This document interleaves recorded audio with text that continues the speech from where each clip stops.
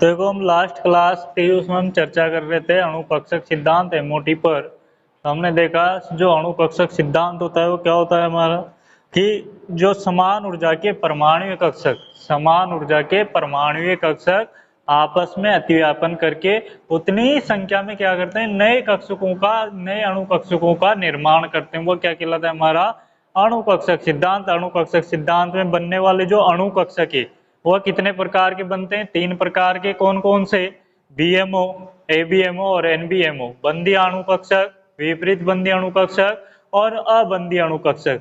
अगर बात करें हम बंदी अणुकक्षक की, तो बंदी अणुकक्षक क्या होते हैं? जिनकी ऊर्जा अतिव्यापन करने वाले परमाणुीय कक्षकों की ऊर्जा से कम होती है, वो कौन से होते हैं? हमारे बंदी अणुकक्षक, बीएमओ जिनको कहते हैं हम। उसके बाद आता है दूसरा विपरीत बंदी अणुकक्षक। किसे कहेंगे? विपरीत बंदी अणुकक्षक वे कक्षक जिनकी ऊर्जा अतिव्यापन करने वाले परमाणु कक्षकों से क्या होती है? अधिक होती है। वह कौन से कहलाते हैं? हमारे एबीएमओ विपरीत बंदी अणुकक्षक कहलाते हैं। उसके बाद आते हैं तीसरे जो होते हैं हमारे अबंदी अणुकक्षक। किसे कहते हैं अबंदी अणुकक्षक? वे अणुकक्षक जिनकी ऊर्जा अतिव्यापन करने वाले परमाणु कक्षकों की ऊर्जा के बराबर होती है, न तो कम होती है न ज्यादा होती है। वो क्या कहलाते हैं? अबंदी अणुकक्षक। और जो अबंदी अणुकक्षक है इनका निर्माण कब होता है? अबंदी अणुकक्षक का निर्माण केवल उसी परिस्थिति में होता है जब विषम संख्या में परमाणुीय कक्षक अतिव्यापन करते हैं, तो तभी क्या होते हैं? अबंदी अणुकक्षकों का निर्माण होता है, अन्यथा अबंदी अणुकक्षकों का निर्माण नहीं होता है। तो ये 3 प्रकार के कक्षक पढ़े। उसके बाद हमने पढ़ी थी परमाणु कक्षकों के सहयोग की विधि, एलसीओ जो मेथड थी हमारी उस पढ़ी। उसमें देखा हमने कि जो परमाणु कक्षक है वो 2 प्रकार से आपस में सहयोग करते हैं। तो देखो जो पहला था हमारा, एक तो था साई 1 प्लस साई 2, एक तो ये था, और दूसरा था साई-, तो साई 1 माइनस साई 2। इस प्रकार से 2 प्रकार से अतिव्यापन करते थे। हमने दोनों का वर्क करके इसको सिद्ध किया कि जब इस प्रकार से अतिव्यापन करते हैं तो इनका जो 2 साई 1 साई 2 और ये हो जाता है -2 साई 1 साई 2। तो इनका जो इलेक्ट्रॉन परमाणु कक्षकों का इलेक्ट्रॉन घनत्व के योग से कितना अधिक प्राप्त होता है? इसमें 2 साई 1 साई 2, और इसमें कितना कम प्राप्त होता है? -2 साई 1 साई 2 कम प्राप्त होता है इलेक्ट्रॉन। परमाणु कक्षकों के इलेक्ट्रॉन घनत्व से जो बनने वाले अणु कक्षक है उनका इलेक्ट्रॉन घनत्व। ठीक है, यहाँ तक कि हमने कल की क्लास में चर्चा की थी, एलसीओ मेथड पढ़ ली थी। आप पढ़ते हैं उसके लिए आवश्यक शर्तें। जो एलसीओ मेथड है यानी परमाणु कक्षकों के रेखीय संयोग की जो विधि है उसके लिए क्या क्या आवश्यक है, किस पर कब कक्षक आपस में अतिव्यापन करेंगे। तो देखो जो पहली शर्त है, टॉपिक डाल लेना, रेखीय संयोग के लिए आवश्यक शर्तें। रेखीय संयोग के लिए आवश्यक शर्तें। कब परमाणु कक्षक इस विधि के द्वारा आपस में अतिव्यापन करते हैं? तो जो पहली शर्त है, तो यहाँ पे देखो पहली जो शर्त है वो क्या है कि अतिव्यापन में केवल वही परमाणु कक्षक भाग लेंगे जिनकी ऊर्जा क्या है? समान है, बराबर है। अगर मान लो 2 कक्षक है हमारे पास, एक की ऊर्जा अधिक है और एक की ऊर्जा कम है, दोनों की ऊर्जा क्या है? अलग अलग है, तो वो परमाणु कक्षक अतिव्यापन में भाग नहीं लेंगे। ओनली कौन से परमाणु कक्षक अतिव्यापन में भाग लेंगे? जिनकी ऊर्जा क्या हो? बराबर हो। कल भी बताया था मैंने ये आपको, वे अतिव्यापन में वे परमाणु कक्षक भाग लेंगे जिनकी ऊर्जा क्या होती है? बराबर होती है। जैसे यहाँ पे देखे, जैसे एक मान लो समनाभिकीय द्विव परमाणु के, हमारे पास कोई सा भी समनाभिकीय द्विव परमाणु के, तो उसके जो 1s कक्षक है, 1s कक्षक जो होगा वो किससे अतिव्यापन करेगा? 1s कक्षक से ही अतिव्यापन करेगा। अगर मान लो 2s कक्षक है और ये किससे? 2p से, तो ये अतिव्यापन नहीं करेगा। किस प्रकार? 1s से ही अतिव्यापन करेगा। तो पहली शर्त क्या है हमारी कि अतिव्यापन में केवल वही परमाणु कक्षक भाग लेंगे जिनकी ऊर्जा क्या होती है? समान होती है, बराबर होती है, वही परमाणु कक्षक भाग लेते हैं। अतः जो द्विव नाभिकीय परमाणु है उनका 1s कक्षक जो होगा 1s कक्षक से अतिव्यापन करेगा, न कि 2s 2p से अतिव्यापन करेगा। तो इसमें लिखते हैं पहली शर्त हम,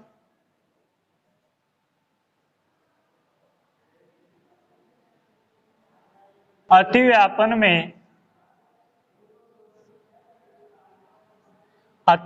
में वे ही परमाणु कक्षक भाग लेते हैं। अतिव्यापन में वे ही परमाणु कक्षक भाग लेते हैं जिनकी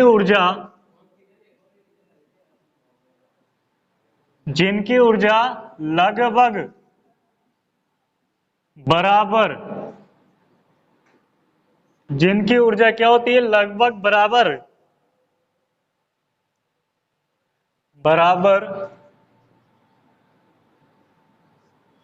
होती है। अतः हम क्या कर सकते हैं कि जो द्वितीय परमाणु अणु में एक परमाणु का 1s कक्षक जो दूसरा परमाणु है उसके 1s कक्षक से अतिव्यापन करेगा। अतः द्वितीय परमाणु अणु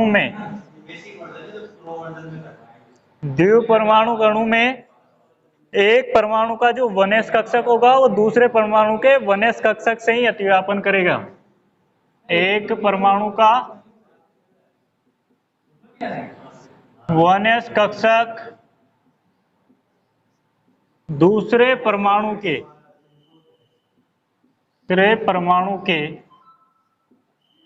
1s कक्षक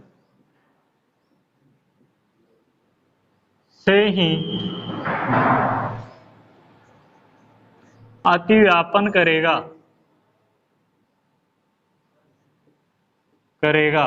अब देखो यहाँ पे दोनों 1s कक्षक है, दोनों 1s है तो दोनों की ऊर्जा क्या है, समान है, यानी कि 1s से ही करेगा, न कि ये दूसरे कक्षक से करेगा। हो सकता है 2s अथवा 2p से नहीं। अब जैसे मान लो हम कराएं 1s का 2s से या फिर 1s का हम अतिव्यापन कराएं 2p से, तो ये इस प्रकार का अतिव्यापन यहाँ पर नहीं होगा। किसका होगा, 1s का 1s से ही हो सकता है, न कि 2s और 2p से, ना कि 2s व 2p से। पहली शर्त है हमारी,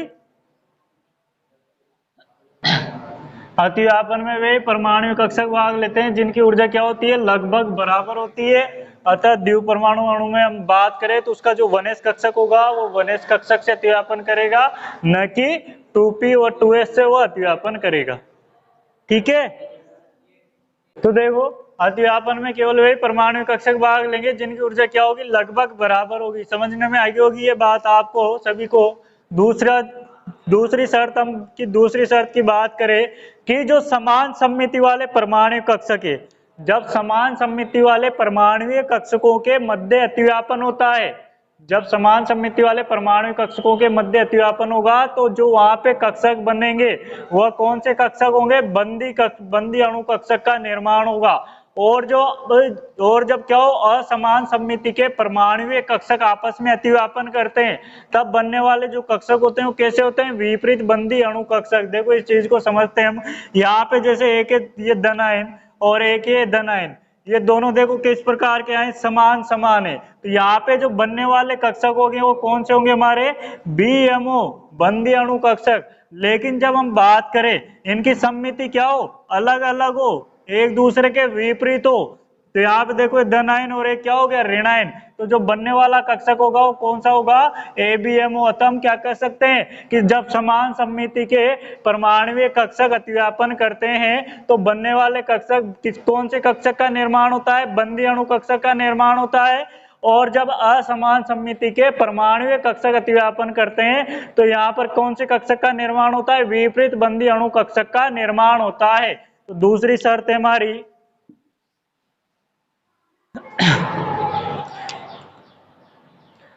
समान सममिति वाले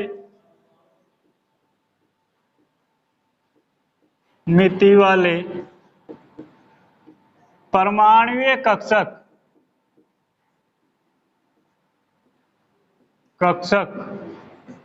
आपस में अतिव्यापन करके परमाणुीय कक्षकों के अतिव्यापन से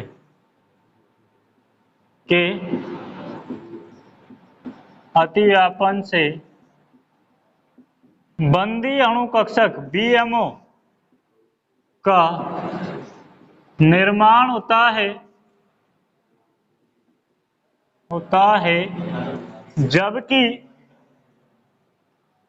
जबकि जो विपरीत सममिति यानी कि अलग अलग सममिति वाले विपरीत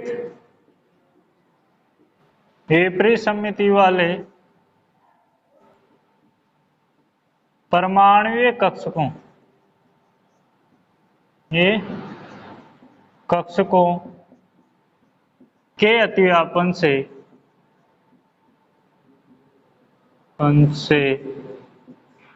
विपरीत बंदी आणविक कक्षकों का निर्माण होता है।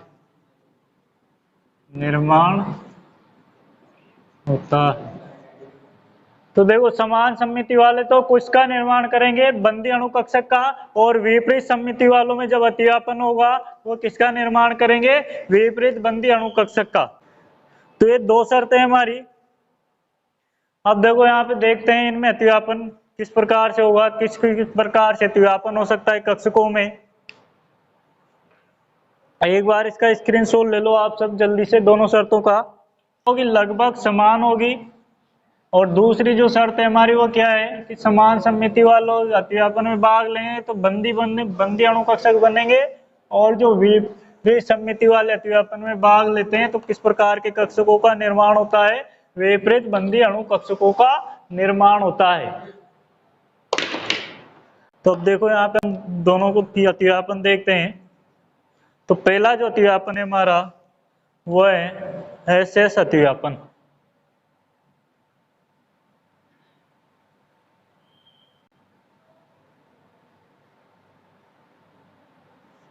SS अतिव्यापन यानी कि दोनों जो कक्षक है अतिव्यापन में भाग लेने वाले कौन से, SS प्रकार के। तो 1s कक्षक आपस में अतिव्यापन करेंगे।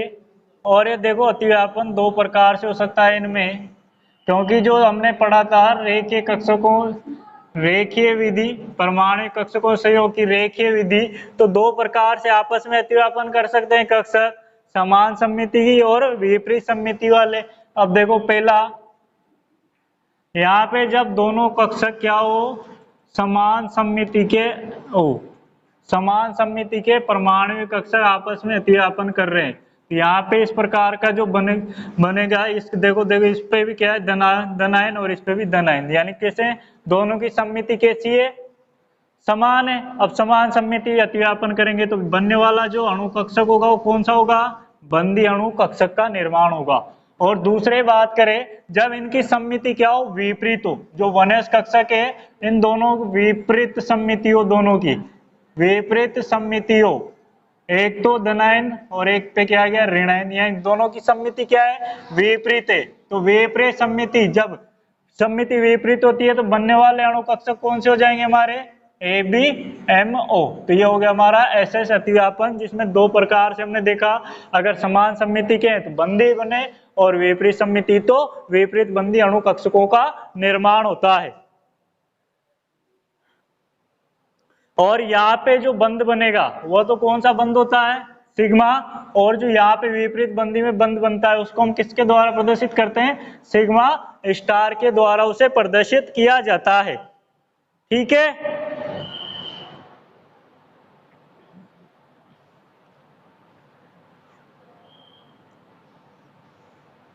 ठीक है यहाँ तक। अब इसको अगर ऐसे नहीं बनाना चाहो तो देखो किस प्रकार से बना सकते हैं। मैं एक ये हो गया हमारा पॉजिटिव, बीच में लाइन कर दो, और ये एक नेगेटिव, ये हो गया हमारे विपरीत सममिति, और यहाँ पे बंद बनेगा ये सिग्मा स्टार, और इसको हम प्रदर्शित कहें से ABMO। ठीक है, ये हो गया हमारा SS अतिव्यापन। इसके बाद बात करते हैं, दूसरा आता है हमारा SP अतिव्यापन। SP अतिव्यापन अब इसमें अतिव्यापन में कौन कौन से, एक तो S और एक P कक्षक। ये तो हो गया S और ये हो गया हमारा P कक्षक, यानी कि SP कक्षक के मध्य अतिव्यापन होगा। अब इसमें भी अतिव्यापन कितने, दो प्रकार से कक्षक सहयोग कर सकते हैं, समान सममिति और विपरीत सममिति, दो प्रकार से कर सकते हैं सहयोग। तो देखो हम पहला देखते हैं समान सममिति की।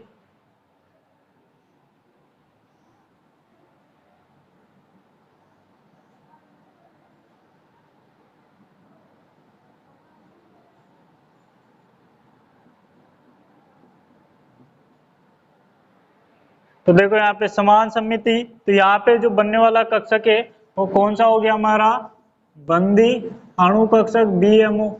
विपरीत सममिति, ये तो हो गया हमारा व्यस्त कक्षक, और ये हो गया हमारा P कक्षक, जिनकी सममिति कैसी है, विपरीत, धन तो ये ऋण। देखो प्लस माइनस, तो ये हो गया हमारा कौन सा, ABMO, विपरीत बंदी अणु कक्षक। ये कौन सा हो गया हमारा, बंदी अणु कक्षक। और यहाँ भी जो बंद बनेगा वो क्या क्या लिख देंगे इसको, सिग्मा S और P, तो सिग्मा SP, और इसको क्या लिख देंगे, सिग्मा स्टार SP। तो एक बार इसका स्क्रीनशॉट लो, इसके बाद हम आगे देखते हैं। तो ऐसा हो गया हमारा SS अतिव्यापन हो गया, जब दो S कक्षक आपस में अतिव्यापन कर रहे हैं समान सममिति के। देखो यहाँ पे बंदी बन गया, अगर एक दूसरे के विपरीत से आ रहे हैं तो विपरीत बंदी बन गए। ये हो गया हमारा SP। अब इसके बाद पढ़ेंगे हम PP अतिव्यापन। PP अतिव्यापन सबको पता है कितने प्रकार का होता है, दो प्रकार का होता है। कौन कौन सा होता है, दो प्रकार का। एक तो होता है समअक्षीय PP समअक्षीय अतिव्यापन, और एक होता है PP समपार्श्विक अतिव्यापन। समअक्षीय की बात करें तो ये क्या होते हैं, ये जो इनकी अक्ष होती है उसके अनुदिश आपस में अतिव्यापन करते हैं, तो वो कौन सा अतिव्यापन कहलाता है, PP समअक्षीय अतिव्यापन। और PP समपार्श्विक अतिव्यापन की हम बात करें तो एक दूसरे के लंबवत जो अतिव्यापन होता है वो होता है इसका समपार्श्विक, PP समपार्श्विक अतिव्यापन। तो एक बार इसका स्क्रीनशॉट ले लो सब, इसके बाद हम पढ़ेंगे PP अतिव्यापन। PP अतिव्यापन जो कितने प्रकार का, दो प्रकार का। तो ये तीसरा नंबर डाल के लिख देना इसमें, PP समअक्षीय, PP समअक्षीय अतिव्यापन।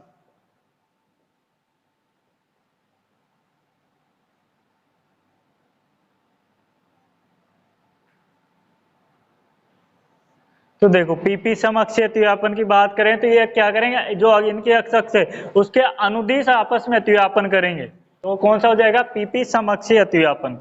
ये P कक्षक, और ये किससे अतिव्यापन कर रहा है, P कक्षक से, तो ये P कक्षक हो गया PP। अब यहाँ पे ये दोनों का अतिव्यापन वही सममिति के अनुसार दो प्रकार से कर सकते हैं, दो प्रकार से इनका सहयोग हो सकता है। किस देखो यहाँ पे अतिव्यापन किया, वो दोनों की सममिति कैसी है, समान है, एक समान। तो यहाँ पे बनने वाला जो कक्षक है वो कौन सा हो जाएगा, BMO। और जो बंद बनेगा यहाँ पे वो किस प्रकार का बंद बनेगा, सिग्मा। और कौन से कक्षक अतिव्यापन करें, PP, तो सिग्मा PP। अब बात करें विपरीत,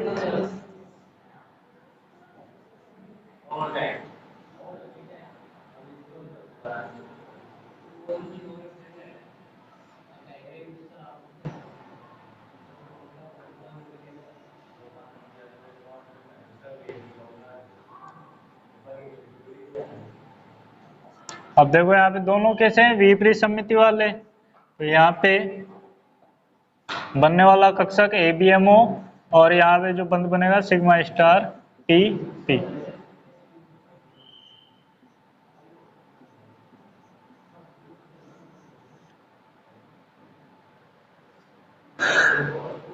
ये हो गया हमारा समअक्षीय अतिव्यापन। अब दूसरा है PP समपार्श्विक अतिव्यापन, क्योंकि P कक्षकों में जो अतिव्यापन है दो प्रकार से होता है। नंबर 4 है हमारा PP समपार्श्विक। यहाँ तो देखो अक्ष के अनुदिश कर रहे थे, अब एक दूसरे के लंबवत करें पार्श्विक में, पार्श्व भाग से। तो ये हो गया हमारा पी कक्षक और ये पी कक्षक से ये अपन करेगा ये पी ये पी।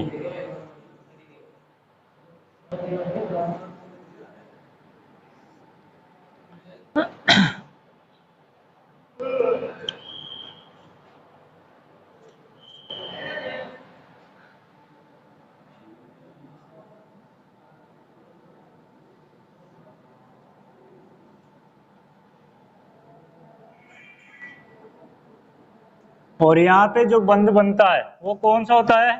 पाई बंध। किस प्रकार के बंध का निर्माण होता है यहाँ पे? पाई बंध का, पाई। और किस प्रकार का कक्षक बनेगा? समान सममिति। तो यहाँ पे बंधी अणु कक्षक का निर्माण होता है। और ये पाई कौन सा है? पीपी है दोनों, तो इसको लिख देंगे पीपी। इसी प्रकार से अगर हम बात करें विपरीत सममिति पे, तो विपरीत सममिति पे क्या हो जाएंगे? ये हो गया हमारा एक पी कक्षक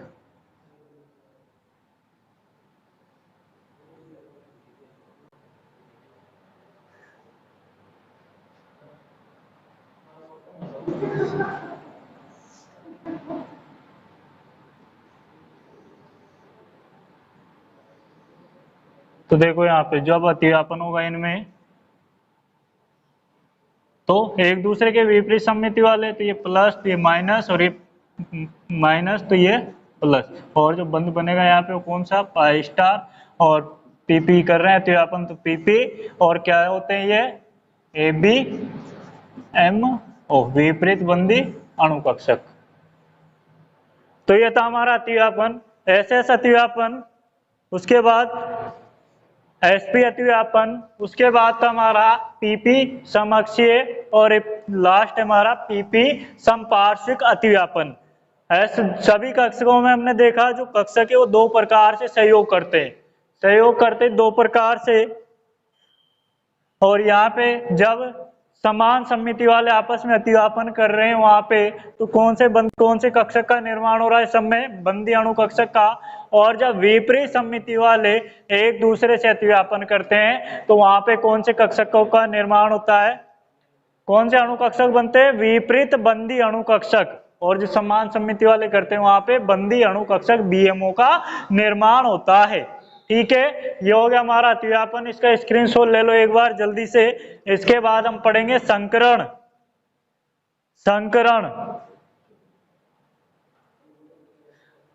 क्वेश्चन आता है संकरण का।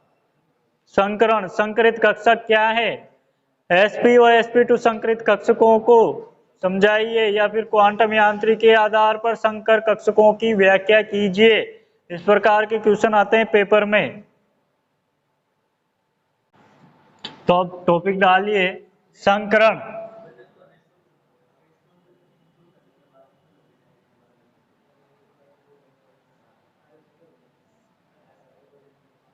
संकरण, तो देखो संकरण किसे कहेंगे? संकरण वह घटना जिसके अंतर्गत क्या होता है?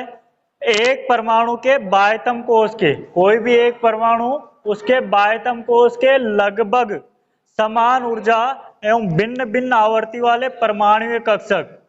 समान ऊर्जा, जिनकी ऊर्जा क्या हो? समान हो, आवर्ती क्या हो? भिन्न भिन्न हो। वो आपस में अपनी ऊर्जाओं का पुनः वितरण करके उतनी ही संख्या में, जितनी में अतिव्यापन कर रहे हैं उतनी ही संख्या में नए कक्षकों का समान ऊर्जा के जो नए कक्षकों का निर्माण करते हैं। और उनकी आवर्ती भी क्या होती है? समान आवर्ती। समान ऊर्जा समान आवर्ती वाले नए कक्षकों का निर्माण करते हैं। तो वह कक्षक कौन से कहलाते हैं? संकरित कक्षक। और जो घटना है वो क्या कहलाती है? संकरण कहलाती है। किसे कहेंगे? संकरण।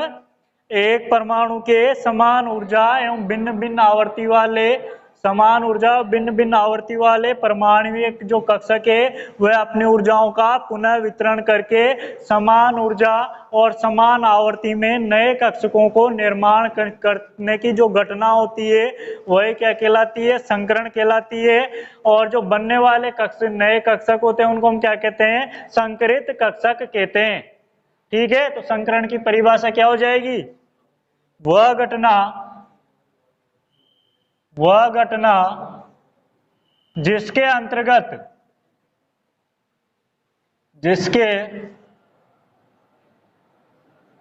अंतर्गत एक परमाणु के समान ऊर्जा एवं भिन्न भिन्न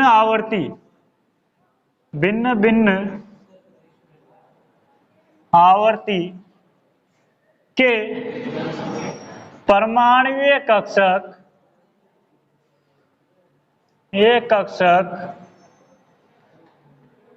अपनी ऊर्जा का पुनर्वितरण कर उतनी ही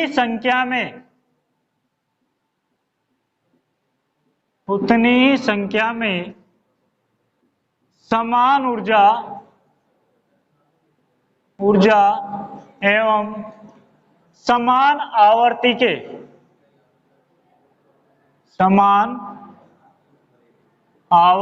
के कक्षकों का समान ऊर्जा एवं समान आवर्ती के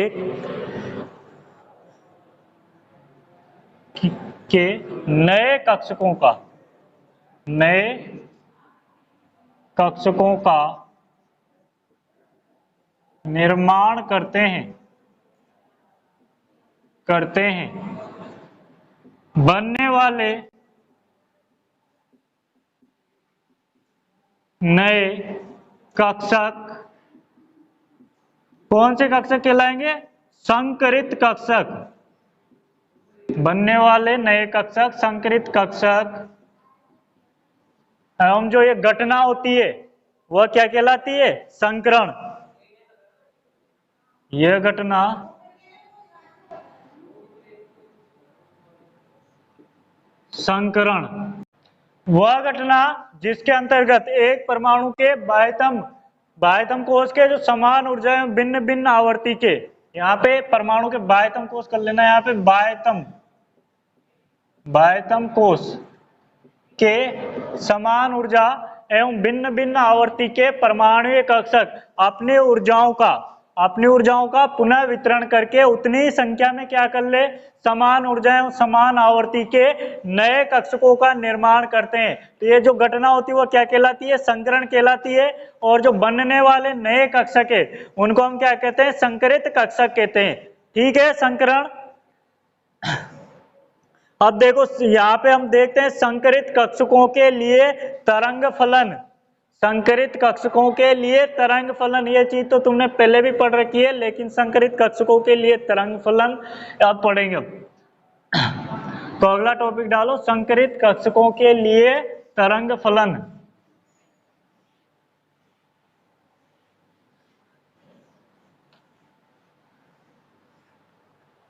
क्वेश्चन आता है क्वांटम यांत्रिकी के आधार पर संकर कक्षकों की व्याख्या कीजिए। तो किस प्रकार से करनी है इसी में देखेंगे। अब अभी संकरित जो कक्षक है उनके लिए तरंग फलन।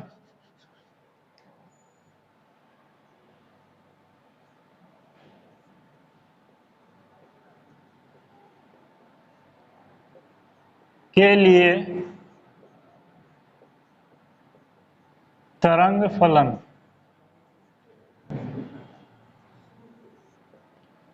संकरित कक्षकों के लिए तरंग फलन। तो देखो संकरण की प्रक्रिया में किस प्रकार के कक्षक भाग लेते हैं? संकरण की प्रक्रिया में किस प्रकार के कक्षक भाग लेंगे? संकरण की परिभाषा क्या है? अभी थोड़ी देर पहले हमने देखा कि संकरण की परिभाषा क्या है कि समान ऊर्जा के परमाणु समान ऊर्जा के तथा भिन्न भिन्न आवर्ती के परमाणुीय कक्षक अपनी ऊर्जाओं का पुनः वितरण करके उतनी ही संख्या में नए संकरित कक्षकों का निर्माण करने की जो घटना होती है उसी को हम क्या कहते हैं? संकरण कहते हैं। तो यहाँ पे जो संकरण की प्रक्रिया है उसमें किस प्रकार के कक्षक भाग ले रहे हैं? समान ऊर्जा के परमाणुीय कक्षक भाग लेते हैं। तथा जो बनने वाले संकरित कक्षकों की संख्या संकरण में भाग लेने वाले जो कक्षकों की संख्या होती है उसी के बराबर होती है। जो बनने वाले नए संकरित कक्षक है उनकी संख्या जो होती है वो संकरण में भाग लेने वाले जो कक्षक है उनकी क्या होती है, बराबर होती है। और प्रत्येक संकरित कक्षक के लिए एक निश्चित तरंग फलन होता है। ये चीज तुम सबको पता है कि संकरित कक्षकों के लिए तरंग फलन निकाल रहे हैं हम। तो यहाँ पे सबसे पहले बात करें तो संकरण में समान ऊर्जा के परमाणुीय कक्षक भाग लेते हैं। समान ऊर्जा के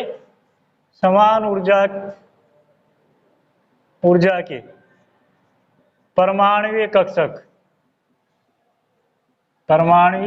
कक्षक। और क्या होता है, उतनी संख्या में नए कक्षकों का निर्माण करते हैं। कक्षकों का निर्माण होता है, उतनी संख्या में नए कक्षकों का निर्माण होता है। और जो प्रत्येक नए जो संकरित कक्षक बन रहे हैं उनके लिए प्रत्येक के लिए एक निश्चित तरंग फलन होता है। प्रत्येक संकरित कक्षक के लिए एक निश्चित तरंग फलन होता है। प्रत्येक संकरित कक्षक के लिए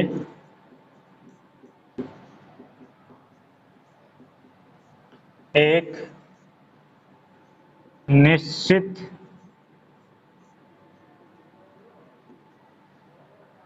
तरंग फलन होता है।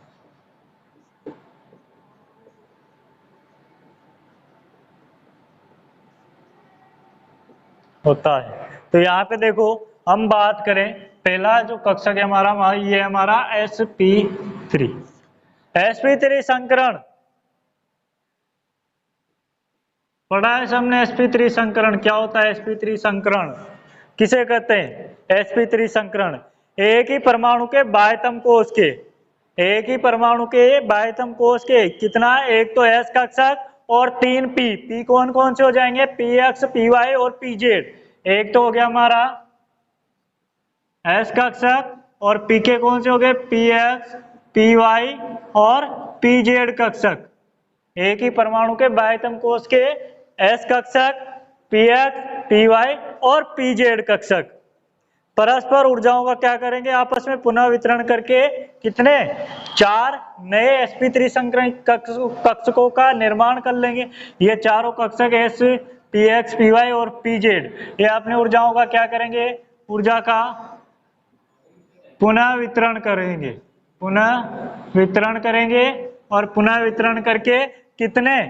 4 नए कौन से कक्षक बना लेंगे? sp3 संकरित कक्षकों का यह निर्माण कर लेंगे। त्रिसंकरित कक्षकों का यह निर्माण कर लेंगे। sp3 संकरित कक्षकों का निर्माण कर लेंगे जिनके लिए जो तरंग फलन है प्राप्त करें यदि हम, तो देखो किस प्रकार से होंगे।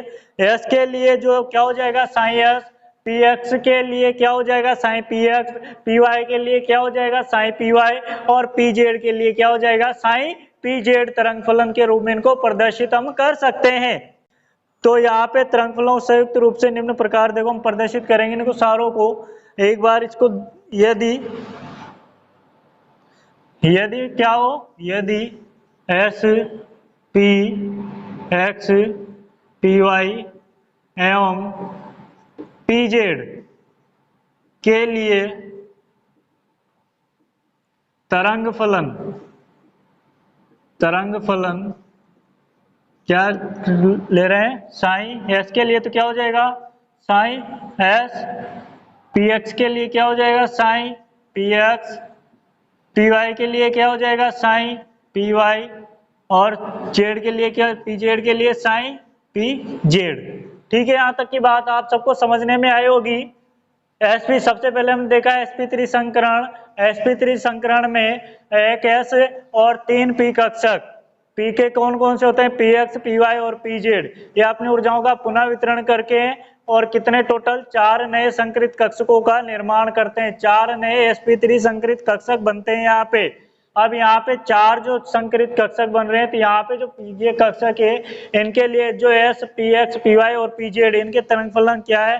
साई s के लिए साई s, साई के लिए px के लिए साई px और py के लिए साई py और p साई pz के लिए साइन pz तरंग फलन के रूप में प्रदर्शित करते हैं। अगर इनको से प्रदर्शित करें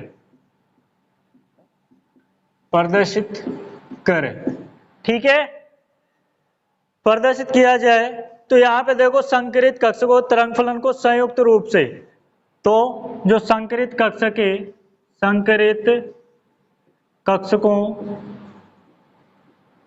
के तरंग फलन को संयुक्त रूप से निम्न प्रकार प्रदर्शित कर सकते हैं। ठीक है, तो यहाँ पे देखते हैं किस प्रकार से प्रदर्शित करेंगे। कितने कक्षक है हमारे पास? टोटल 4 संकरित कक्षक, 4 sp3 संकरित कक्षक बन रहे हैं। 4 sp3 संकरित कक्षक यहाँ पे बन रहे हैं। कौन कौन से हैं ये 4 sp3? तो किनसे बने? एक तो यश था हमारा, एक कौन सा था? px था, एक कौन सा था? py था, और एक कौन सा था? pz था। यहाँ तक की बात सबको समझने में आई होगी। ठीक है, अब इसको अगर हम प्रदर्शित करने चाहे तरंग फलन के रूप में तो किस प्रकार प्रदर्शित कर देंगे? साइन, अब इसको देखो sp3 को क्या कर देंगे, ऐसे कैसे लिख देंगे? Sign sp3। ठीक है, साइन sp3, और इसको लिख देंगे हम आई। यहाँ पे ये संख्या 1 2 3 4 इनको इस प्रकार से प्रदर्शित करेंगे हम। और यहाँ पे पहला देखें हम कौन सा? एस कक्षक। तो एस कक्षक को प्रदर्शित करें अगर हम, तो यहाँ पे लिख देंगे इसके लिए जो प्रायिकता गुणांक हो गया हमारा a, और यहाँ पे a संख्या होगी इसके लिए i, और तरंग फलन क्या हो जाएगा? साइन, और कौन सा कक्षक है? एस, ये हो गया एस। ठीक है, इसके बाद दूसरे की बात करें px को, तो इसके लिए भी क्या हो जाएगा? इसको हम b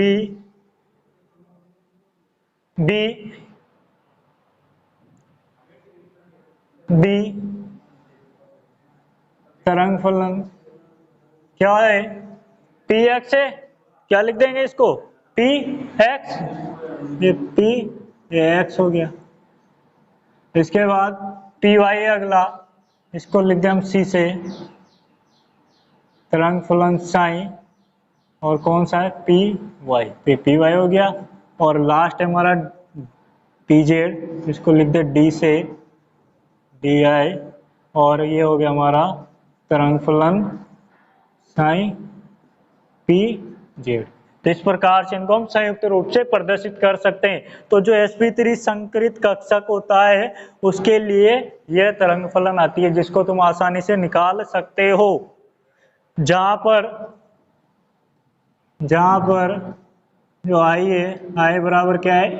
1 2 3 4, 1 2 3 4, इस प्रकार से इनकी संख्या है। और जो a b c d है, ये क्या है?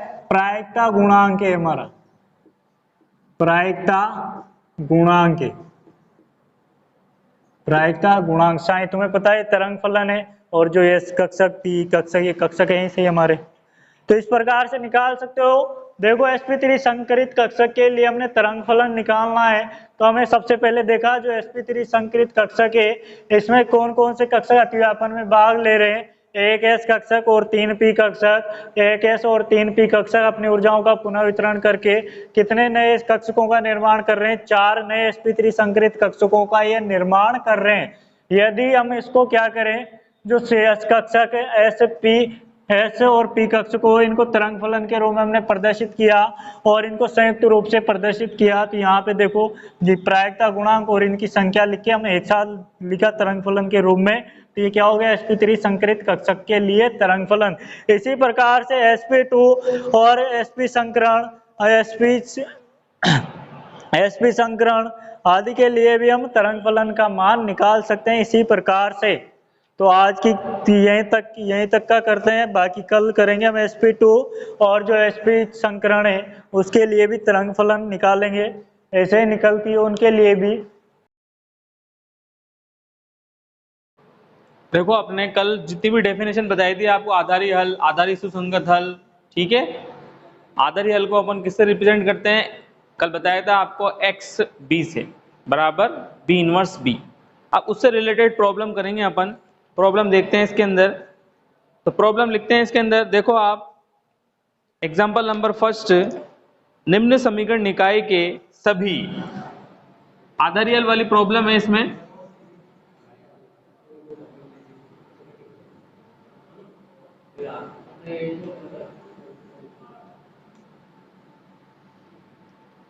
एग्जाम्पल नंबर फर्स्ट, ये अपन को अच्छी तरह सीखना है, क्योंकि आगे सिंप्लेक्स मेथड से जो अपन कैलकुलेशन करेंगे उसमें अपन को आधारी हल, आधारी सुसंगत हल कैलकुलेट करना पड़ेगा। इसलिए अपने छोटे छोटे एग्जाम्पल के रूप में आगे बड़े सिंप्लेक्स मेथड या ड्यूल सिंप्लेक्स मेथड अपन पढ़ेंगे। पहले देखो आप इसका क्या निकालना है अपन को, निम्न समीकरण निकाय। समीकरण निकाय वाला आपको कल बताया था, मैट्रिक्स फॉर्म में लिखते हैं Ax बराबर b। निम्न समीकरण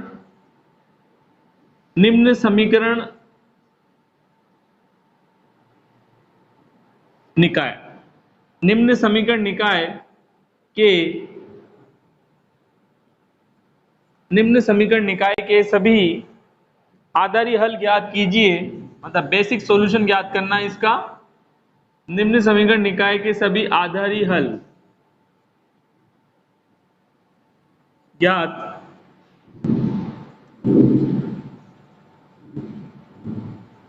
कीजिए। एग्जाम्पल नंबर फर्स्ट, निम्न समीकरण निकाय के सभी आधारी हल ज्ञात कीजिए तथा दर्शाइए कि ये, तथा दर्शाना भी है इसको, तथा दर्शाइए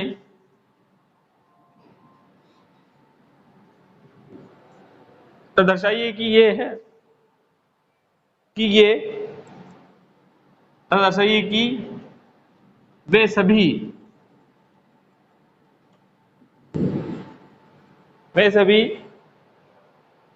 नॉन डिजेनरेट हैं।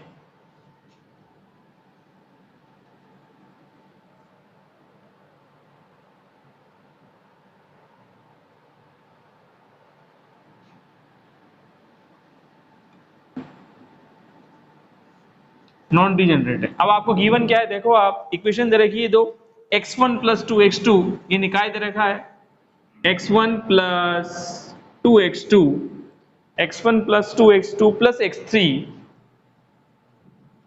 = 4।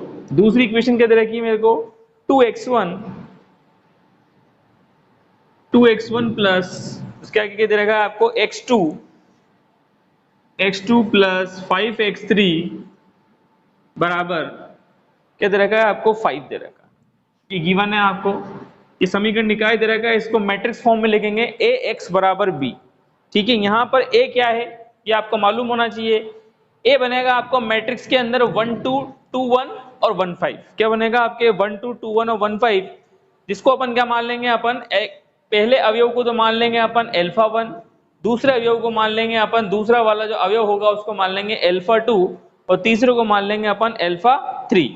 ठीक है, इसके बाद देखते हैं अपन, अब इसके अंदर जो मैट्रिक्स रूप में लिख देते हैं इसके अंदर। ठीक है, चूंकि हम जानते हैं मैट्रिक्स रूप में इक्वेशन क्या है कि Ax बराबर b की फॉर्म में लिखना है, Ax बराबर किसके रूप में लिखना है अपन को, b के फॉर्म में लिखना है। ठीक है, चूंकि हम जानते हैं, सबसे पहले जो गिवन चीज है उसको लिखते हैं, फिर बाद में लिखेंगे इसको। गिवन क्या है आपको, x1 2x2 x3 = 4, 2x1 x2 plus 5x3 = 5। ठीक है, मैट्रिक्स रूप में क्या आएगा ये,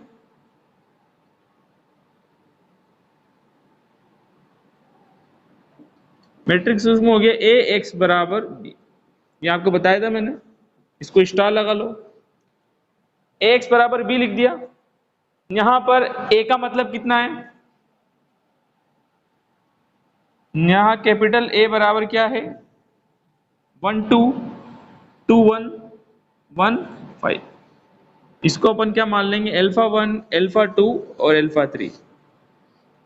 ठीक है 1 2 2 1 1 5 इसको अपन ने मान लिया अल्फा 1 अल्फा 2 अल्फा 3। ठीक है इक्वेशन फर्स्ट डाल दी। ठीक है जहां अल्फा 1 रिप्रेजेंट करेगा किसको 1 2 को, अल्फा 2 किसको रिप्रेजेंट करेगा 2 1 को, और अल्फा 3 किसको रिप्रेजेंट करेगा 1 5 को। ठीक है ये मैट्रिक्स समीकरण निकाय था उसको अपन मैट्रिक्स रूप में लिख लेंगे ax बराबर b। a का मतलब ये आ जाएगा x के जो अवयव है x की जगह कितना आएगा आपके x ही आएगा, x क्या आएगा, तथा x बराबर कितना x1 x2 x3 और b इक्वल कितना है अपने पास 4 4 5। ठीक है ये अपने इक्वेशन समीकरण निकाय से मैंने क्या कर लिया कंपेयर कर लिया तुलना कर ली। इसमें x1 x2 x3 दे रखा है तो x की जो वैल्यू है वो क्या होगी x1 x2 x3। अपन जानते हैं बराबर के इधर क्या दे रखा है स्मॉल b दे रखा है, स्मॉल b की वैल्यू कितनी दे रखी 4 और 5 लिख दिया।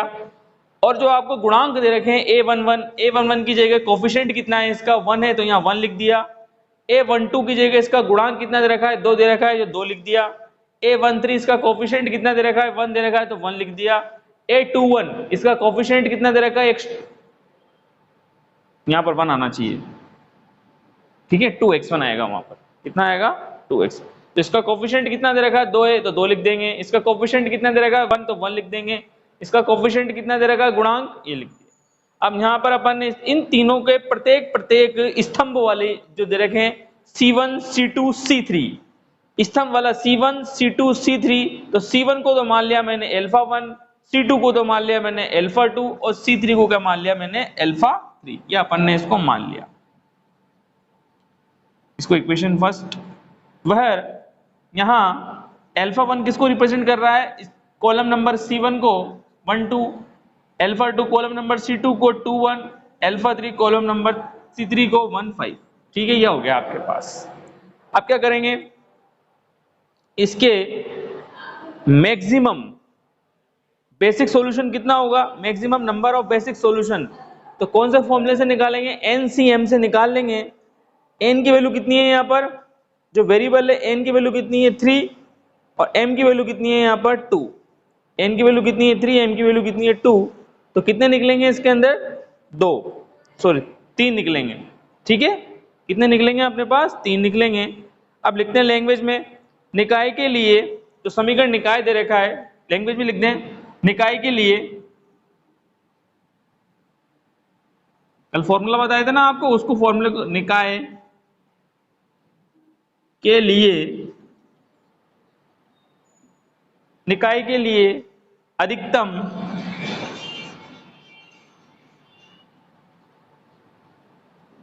निकाय के लिए अधिकतम आधारी हल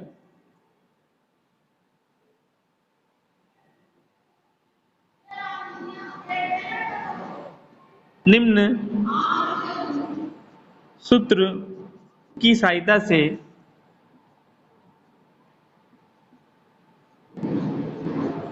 से ज्ञात किया जाता है। ठीक है कितना आएगा NCM तो कितना होगा n का मतलब 3 और इसका मतलब 2 आ जाएगा। इसको खोलेंगे तो factorial 3 factorial 2 factorial 1 3 into 2 into 1 तो कितना हो जाएगा 2 इंटू 1 इंटू 1 2 से 2 कैंसिल 1 से 1 कैंसिल तो कितना हो जाएगा आपके 3 कितना जाएगा ये 3 आ जाएगा। अधिकतम बेसिक सॉल्यूशन कितने हो जाएंगे 3 हो जाएंगे। इसके अंदर 3 आधारी हल अतः 3 तीन आधारी हल विद्यमान, अतः तीन आधारी हल विद्यमान। एन कितने अपने पास वेरिएबल कितने दे रखे हैं, 3 दे रखे हैं, और m2 कितना दे रखा है आपके पास, 2 दे रखे हैं आपको।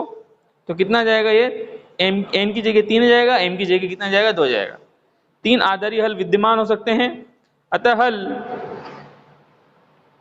तीन आधारी हल विद्यमान हो सकते हैं।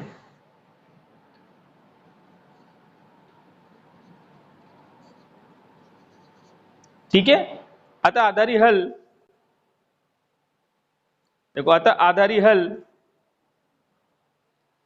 अतः आधारी हल, अतः हल क्या लिखेंगे अपन, अतः हल के आधार हेतु अल्फा 1 अल्फा 2 अल्फा 3 में से 2 का चयन निम्न समुच्चय से करते हैं अपन।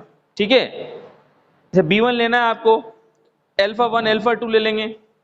ठीक है, और B2 लेना है तो क्रम से ले लेंगे, अल्फा 1 अल्फा 3 ले लेंगे, और दूसरा अपन को B3 लेना है तो अल्फा 2 अल्फा 3 ले लेंगे। ठीक है, अब कैलकुलेट करेंगे इसके अंदर, अब लिख लें इसके अंदर, माना B1 यहां तक हो गया, इसका तीन आधारी हल लेने हैं तो उनका चयन इस प्रकार करना है अपन को। तो अपन आधारी हल लेंगे तो उनका चयन किस प्रकार करें, देखो आप, माना जैसे B1 है तो B1 क्या लूंगा मैं B1 ले लूंगा अल्फा 1 अल्फा 2। B2 क्या ले लूं मैं, अल्फा 1 अल्फा 2 ले लिया मैंने। ठीक है, 2 हो गया आपके पास। B2 कितना ले लें अपन, B1 ये हो गया, तो B1 B2 क्या ले लूंगा मैं, अल्फा 1 अल्फा 3 हो जाएगा। और B3 क्या ले लेंगे, 3 का चयन करना है आपको, अल्फा 2 और अल्फा 3 हो जाएगा। ठीक है, ये हो जाएगा अल्फा 1 अल्फा 2 अल्फा 2 अल्फा 3 और अल्फा 1 अल्फा 3। ठीक है, अब इन तीनों को कैलकुलेट कर लेते हैं, चूंकि B1, ठीक है, बेसिक सॉल्यूशन है, आपने B1 निकालना है आपको, तो B1 के लिख लेते हैं अपन मैट्रिक्स से, ये इसकी सारणी की सहायता से निकाल, नॉट इक्वल 0 होना चाहिए, ये क्या होना चाहिए, ये नॉट इक्वल 0 होना चाहिए। तो B1 निकालना है तो B1 के लिए क्या होगा, मोड 1 0, अल्फा 1 की वैल्यू कितनी है अपने पास, 1 0, 1 0 ले लेंगे, नहीं 1 0 नहीं 1 2, 1 2 था, क्या था 1 2, 1 2 था, 1 2 और 2 1, तो कितना हुआ ये 4 माइनस 1 3, तो नॉट इक्वल 0। ठीक है, उसके बाद B2 कितना है 1 2 और 1 5, तो 5 माइनस 2 3 नॉट इक्वल 0। और B3 कितना जाएगा, B3 हो जाएगा 2 1 और 1 5, तो 10 माइनस 1 मतलब 9 नॉट इक्वल 0। ठीक है, इसे निकाल लेंगे इसके अंदर B1 B2, सारणिक को सोल्व करा अपन ने, 2/2 को 1 को 1 से मल्टीप्लाई करेंगे। ठीक है, कितना हो गया 4 हो गया, 4 माइनस 1 कर देंगे तो कितना जाएगा 3 आ जाएगा, 5 माइनस 2 कर देंगे तो कितना जाएगा आपके पास 3 आ जाएगा। ठीक है, इसका -3 आएगा, पहले इसको इससे कर देंगे फिर इसे कर देंगे, 5 माइनस 2 3 हो जाएगा और 9 हो जाएगा। ठीक है, ये हो गया B1 B2 B3 निकल गए। अब इसके बाद लैंग्वेज में लिखेंगे, आता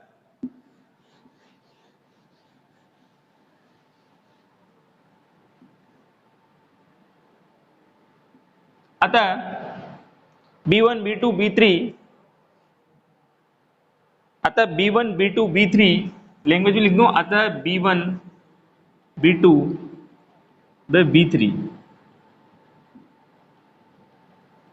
बेसिक सॉल्यूशन आधारी हल, अतः B1 B2 B3 आधारी हल हेतु 3 आधार हैं, इनके संगत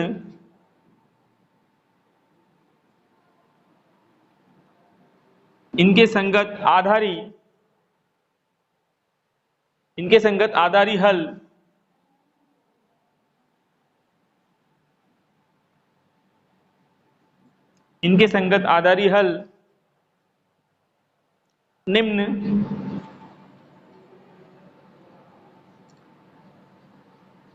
निम्न सूत्र की सहायता से ज्ञात किया जाता है, निम्न सूत्र की सहायता से ज्ञात किया जाता है। तो x b equal b inverse b, ये फॉर्मूला लिख लो, एक्स बी इक्वल कितना आएगा, बी इनवर्स बी। ठीक है, एक्स बी इक्वल कितना आएगा, बी इनवर्स बी। अब अपन को निकालना है एक्स बी, बी वन निकालना है, स्टार लगा दिया। अब पहला पॉइंट देखो, आप पहला निकालते हैं अपन फर्स्ट, एक्स बी वन। ठीक है, एक्स बी वन के लिए क्या होगा, एक्स बी वन के लिए निकालते हैं। एक्स बी वन कितना आएगा, B one inverse B, X B one B आ जाएगा। एक्स बी वन कितना आएगा, एक्स बी वन बराबर बी इनवर्स बी, ये हो गया। तो दिस इंप्लाइज दैट, तो एक्स बी वन के लिए कितना जाएगा, एक्स वन एक्स टू हो जाएगा, यहाँ पर बी वन है तो कितना आएगा, एक्स वन एक्स टू हो जाएगा। एक्स वन एक्स टू बराबर बी इनवर्स, तो पहले अपन इसको ऐसे लिख लेते हैं, बाद में कैलकुलेट करेंगे। तो यहाँ ये लिख देते हैं, अब इसके नीचे लिख देते हैं, दिस इंप्लाइज दैट, ये कितना हो जाएगा, एक्स वन एक्स टू बराबर बी इनवर्स, तो बी वन बोला इनवर्स है, तो इसका एडजॉइंट एंड निकलेगा matrix plus mod adjoint and निकलेगा इसके अंदर, और सब कोफिशिएंट निकलेगा। तो इसका एडजॉइंट एंड मैट्रिक्स निकाल लिया, इसका कितना आएगा आपके, इसका फॉर्मूला क्या होगा, एडजॉइंट बी और बी वन का मोड डॉट बी, यह आएगा इसके आगे।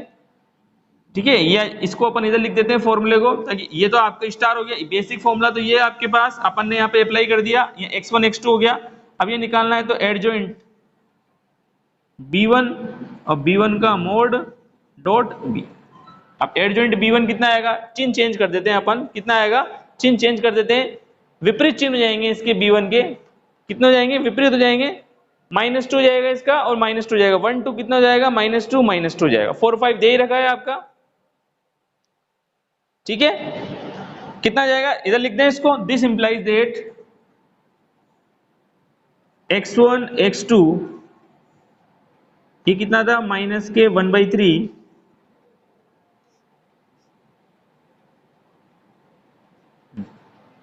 -1/3। अब मैट्रिक्स से ये चेंज नहीं होता, -2 और ये कितना जाएगा, -2।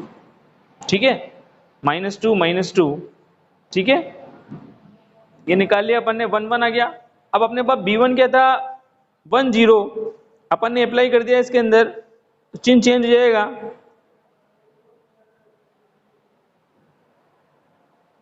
ठीक है, अब b की वैल्यू कितनी है मेरे पास, b की वैल्यू कितनी है, b 4 5, b कितना है मेरे पास, 4 5।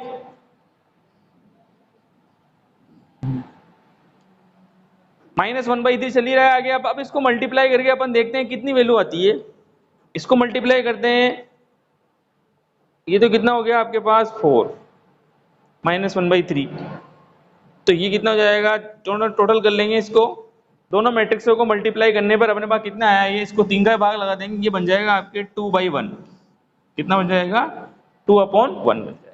ठीक है, जो किसके इक्वल आ जाएगा, अल्फा 1 के इक्वल आ गया, किसके इक्वल आ गया, ये अल्फा 1 के इक्वल आ गया।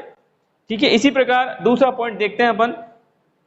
ठीक है, आपको बेसिक फॉर्मूला ये ध्यान रखना, X B equal B inverse B, अपन को b1 b2 b3 के लिए कैलकुलेट करना है, तो पहला पॉइंट डाल के b1 के लिए अप्लाई किया, b1 इनवर्स b, b1 का मतलब कितना वेरिएबल था, x1 और x2 था, x1 x2 लिख दिया, एडजॉइंट b1 b फॉर्मूला ये लिख दिया, -1/3, इसका चिन्ह चेंज कर दिया, मैट्रिक्स का एडजॉइंट भी निकालेंगे, इन दोनों को मल्टीप्लाई करके 3 का भाग लगाएंगे तो कितना बनेगा, 2 1। ठीक है, दूसरा पॉइंट यहां लिख देता हूं मैं, एक्स b2 बराबर b2 इनवर्स b, तो this implies that x1 x3, इसका कितना निकला था, 1/3, और इसका चेंज क्या होंगे, 1 -2 1 ठीक है, ये -1 -2, और इसका b कितना था, इसको सोल्व करेंगे तो अपने कितना आएगा 1/5, 1/-5 कितना आएगा 1 और -5। ठीक है, कैलकुलेशन कर लेंगे अपन, उल्टा लिख दिया मैंने, 5 -1 कितना आएगा 5 -1 -2। तीसरा पॉइंट क्या लिखे अपन, तीसरा x b3 इनवर्स b, तो this implies that x2 x3, और ये कितना आया, फॉर्मूला मैंने लिखा नहीं, वो एडजॉइंट ए वाला डायरेक्ट लिख दिया यहाँ पर, वहां पर एक्सप्लेन यहाँ कर दिया था मैंने। तो कितना आएगा ये 1/9, कितना आएगा 1/9, और इसका एडजॉइंट ए निकालेंगे तो कितना आएगा 2 -1 5, और ये कितना है 4 5, 2 -1 2 कोई था ये b3, तो चिन्ह चेंज हो जाता है, हमेशा ध्यान रखना, चिन्ह चेंज हो जाएगा, 2 5 है तो 5 2 जाएगा, इसका 5 1 लिखा है कि नहीं लिखा अपन ने, 1 मिनट वो चेक कर लेते हैं एक बार, अगर गलती होगी तो सवाल गलत हो जाएगा। यहाँ अपन ने देखा b1 में विपरीत चिन्ह हो जाता है, तो -2 सही है ये, b2 पर आ जाते हैं, b2 का है अपने पास 1 1 2 5, तो अपन के 1 1 करेंगे, तो यहाँ थोड़ा सा करेक्शन करना है अपन को, ये कितना हो जाएगा, ये चिन्ह तो सही रहेगा, तो कितना हो जाएगा, ये हो जाएगा 5, ये 1, ये -1 और ये -2। ठीक है, ये हो गया आपके पास, क्या हो गया अपने पास 5 -1 -2 और इसको, मतलब ये दे रखा है आपको, ये चिन्ह चेंज होते हैं A B C D, तो ये चीज क्या होती है A B C D, ये चीज चेंज करनी है आपको, और चाहे चिन्ह चेंज करने हैं। अब जैसे यहाँ देखो कि ये 1 1 दे रखा था, ये 2 5 दे रखा था, तो 5 ये चेंज हो जाएगा, 5 1 की जगह चल जाएगा, 1 किसकी जगह जाएगा 5 की जगह, चिन्ह चेंज हो जाएंगे दोनों के, -1 हो जाएंगे। तो अपन ने यही तो करा है यहाँ पर, 5 1 कर दिया, -1 -2 कर दिया, इसको कैलकुलेट करा तो कितना आया 5, अब 5 -1। इसी प्रकार तीसरे वाले में क्या आएगा, तीसरा वाला क्या था, यहाँ जाएगा 5 और यहाँ 2 हो जाएगा, यहाँ -1 या -1, तो 4 5 इक्वल कितना बचेगा आपके 5 -1 आ गया, -1 ये सबको सब सोल्व करा तो अपने बनेगा 5/3 और एक बनेगा 2/3।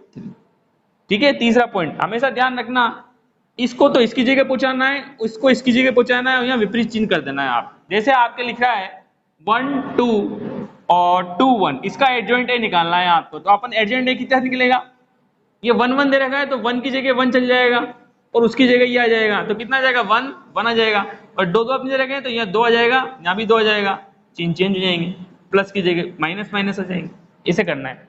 तो ये वाली अपन ने जो सारणिक दे रखी थी 1 2 2 1, हाँ, अतः अब लिखते हैं लैंग्वेज में, 3 आधारी बने, अतः क्या लिखेंगे अपन, अतः सभी आधारी हल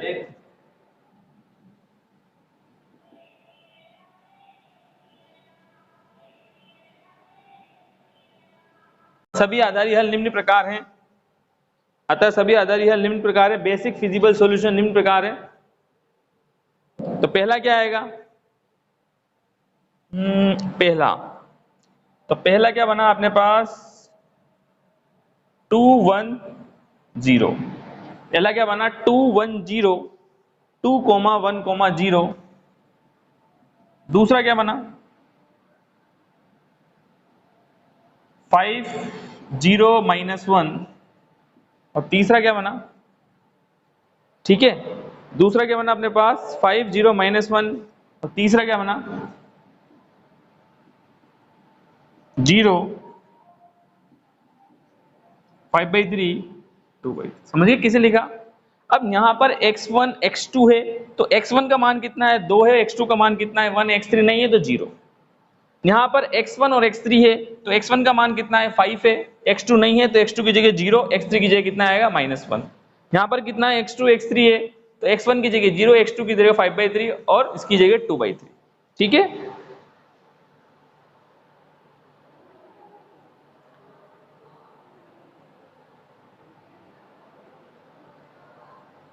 ठीक है। अब इसमें अपन को बताना था कि दर्शाइए कि वे सभी नॉन डिजेनरेट हैं। ठीक है, इसकी लैंग्वेज भी लिख दें। देखो चूंकि, इसको मिटा दें।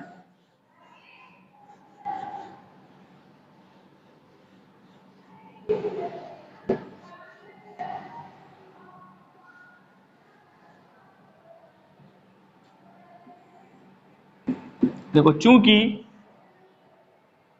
चूंकि किसी आधारी हल में, चूंकि किसी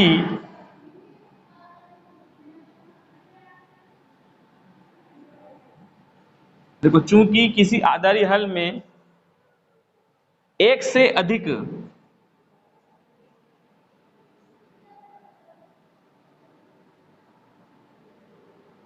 चूंकि किसी आधारी हल में एक से अधिक चर का मान, एक से अधिक चर का मान शून्य, चूंकि किसी आधारी हल में एक से अधिक चर का मान शून्य नहीं है, एक से अधिक चर का मान शून्य नहीं है, अतः सभी आधारी हल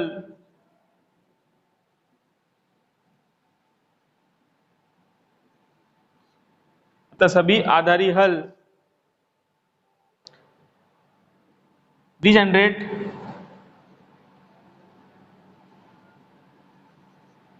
हैं। ये सॉल्यूशन हो गया इसका। एक रिमार्क डाल के लिख लेते हैं इसमें,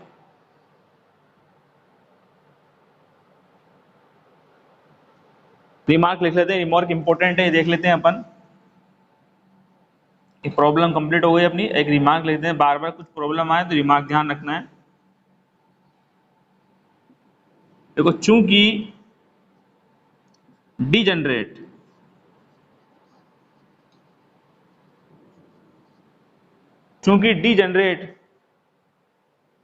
बेसिक सॉल्यूशन,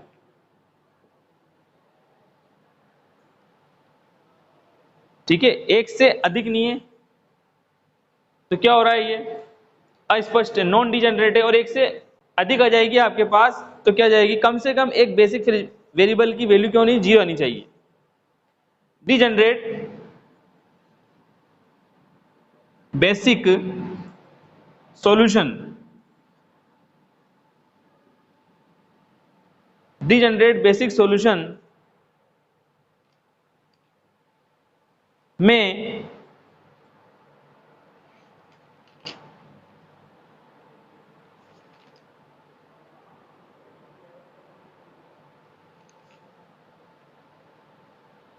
B1 जैसे अपन ने निकाला B1, B2, B3, तो B1, B4, B6 कम से कम एक बेसिक वेरिएबल की वैल्यू 0 आनी चाहिए, और एक से अधिक होगा तो नॉन डिजेनरेट होगा। अपन ने लिखा है ना, किसी आधारी हल में एक से अधिक चर का मान शून्य नहीं है, अतः सभी आधारी हल अस्पष्ट है।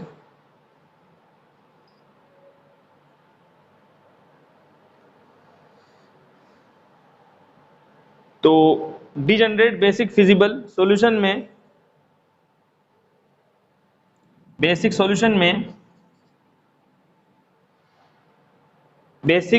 डिजेनरेट बेसिक सॉल्यूशन में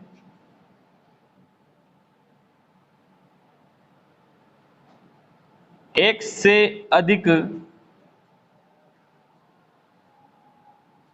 चर का मान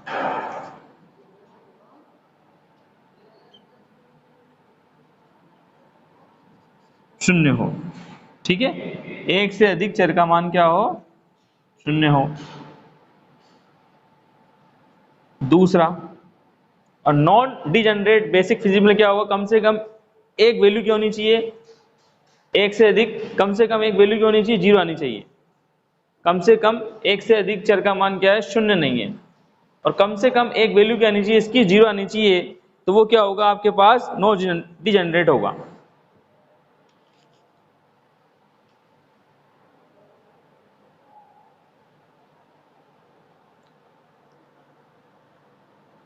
ठीक है, ये ध्यान रखना है अपन को।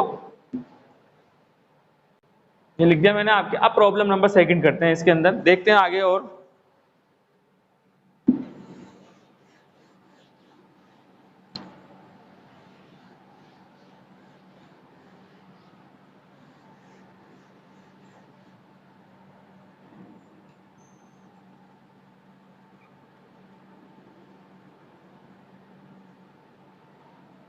ठीक है, ये एग्जाम में भी आई हुई है, अब जो प्रॉब्लम कराऊंगा।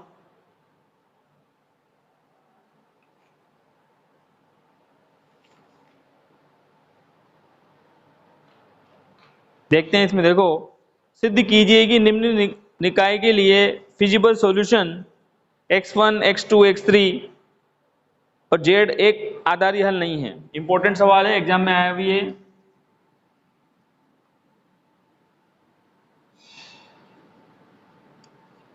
सिद्ध कीजिए, सिद्ध कीजिए कि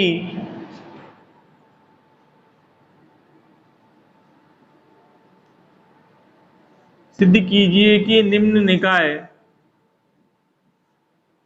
सिद्ध कीजिए कि निम्न निकाय के लिए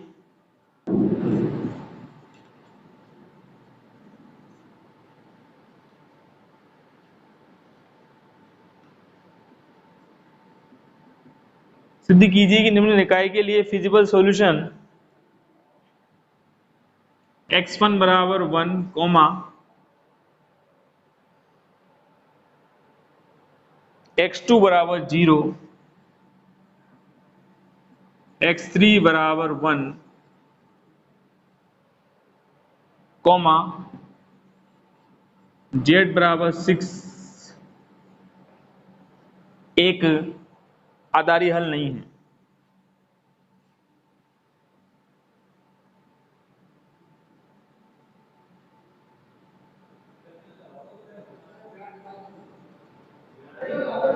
एक आधारी हल नहीं है, इंपॉर्टेंट सवाल है।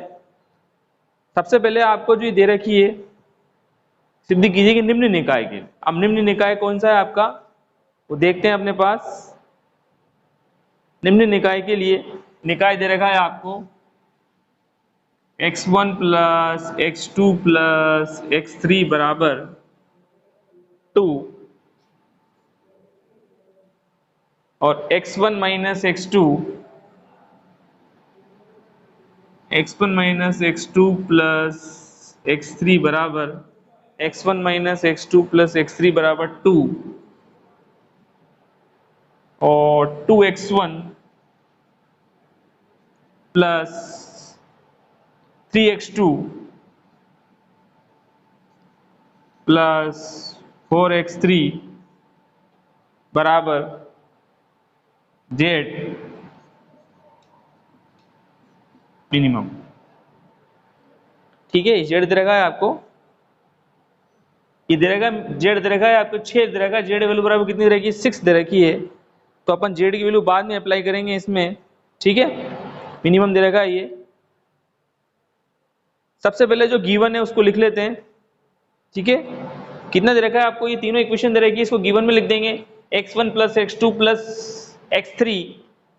ठीक है, उसके बाद अपन 0 z कर देंगे, क्या कर देंगे, z की वैल्यू दे रखी है, इसको उधर पक्षांतरण करेंगे तो माइनस में जाएगा, इधर z मौजूद नहीं है तो इसकी जगह क्या लिख देंगे अपन 0.z लिख देंगे, फिर मैट्रिक्स के रूप में बनाएंगे। तो देखो आप ये सॉल्यूशन लिखते हैं इसका, आपको गिवन निकाय क्या दे रखा है, गिवन है निकाय, ये उतारना है आपको x1 plus x2 plus x3 बराबर 2, x1 minus x2 plus x3 बराबर 2,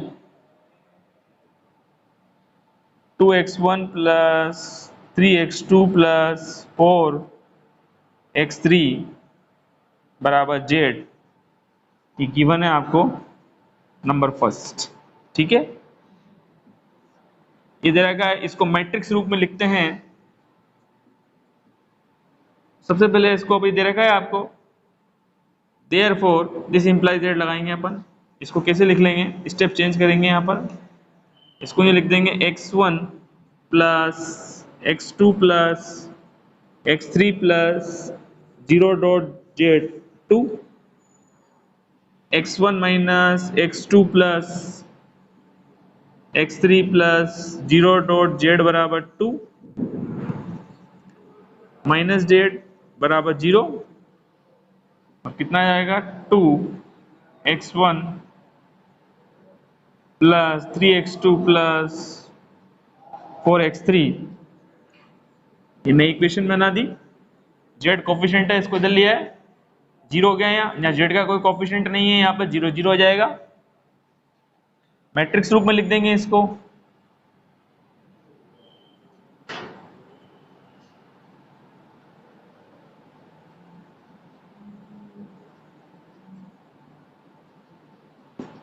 क्या है मैट्रिक्स रूप? ए एक्स बराबर बी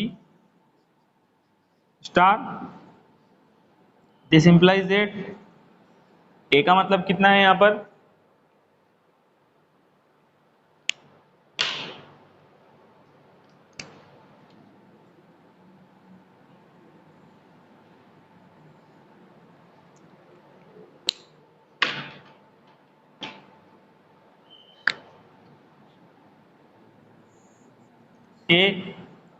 ए अपने पास है 1 1 2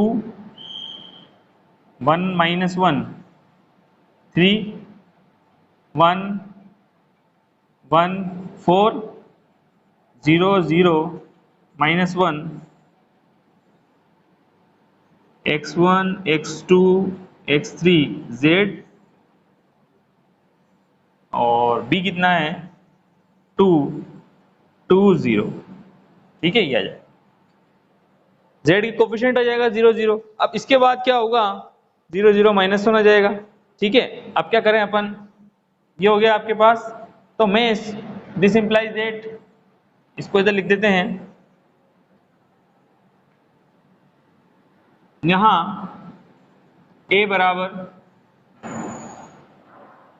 1 1 1 0 1 माइनस 1 1 0 2 3 4 माइनस 1, ये आपको दे रखे। इसको मैं मान लेता हूं अल्फा 1 अल्फा 2 अल्फा 3 और अल्फा 4, ये मान लिया अपन ने नंबर 3, ठीक है।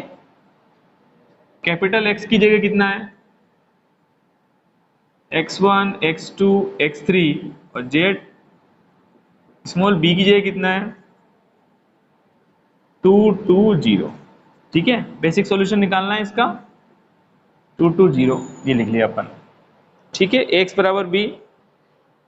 अब दिए गए सुसंगत हल, सुसंगत हल दे रखा है आपको, गिवन है x1 बराबर 1 x2 बराबर 0, गिवन है, जो गिवन है आपको सुसंगत हल है x1 बराबर 1 x2 बराबर 0 x3 बराबर 1 और z बराबर 6 में 3 चरों के अशून्य मान हैं, में 3 चरों के अशून्य मान है, अतः एक आधारी हल हो सकता है।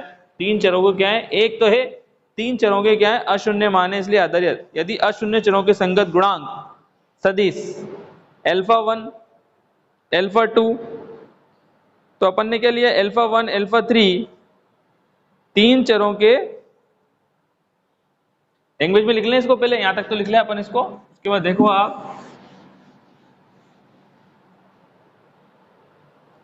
देखो चूंकि पूरे सवाल को समझे अपन, सबसे पहले अपन ने क्या करा, जो निकाय गिवन है अपन को क्वेश्चन के अंदर समीकरण के रूप में, उस निकाय की सहायता से मैंने उसको मैट्रिक्स रूप में लिखा ax बराबर b के फॉर्म में, जहां पर a क्या है उसको बताया मैंने, कोफिशिएंट के रूप में बता दिया, आपको मैट्रिक्स के रूप में लिख दिया, a ये रहा 1 1 2 1 माइनस 1, इसको मान लिया मैंने अल्फा 1 अल्फा 2 अल्फा 3 अल्फा 4, ठीक है।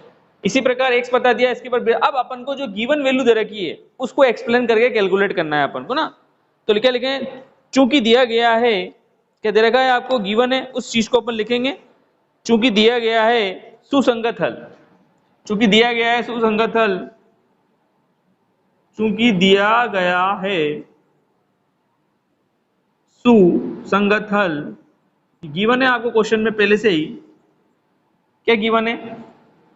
x1 बराबर 1 x2 बराबर 0 और x3 बराबर 1 और z बराबर 6, यह आपको गिवन है। x1 बराबर 1 x2 बराबर 0 x3 बराबर 1 और z बराबर 6, 4 दे रखे में, सुसंगत हल दे रखे चारों में, तो मैं इसको थोड़ा सिस्टमेटिक तरीके से लिख देता हूं। क्योंकि दिया गया है सुसंगत हल x1 बराबर 1 x2 बराबर 0 x3 बराबर 1 और z बराबर 6, इस तरह जमा लेते हैं। ठीक है, क्रम से जमा लेते हैं इसको। x1 बराबर 1, x2 बराबर 0, x3 बराबर z बराबर में तीन चर अशून्य में तीन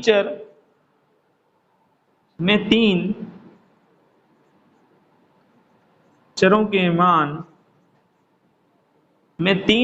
मान अशून्य मान है।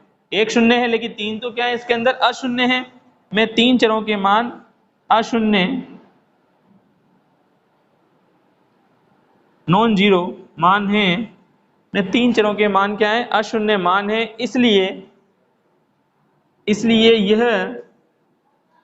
यह एक आधारी हल हो सकता है। इसलिए यह एक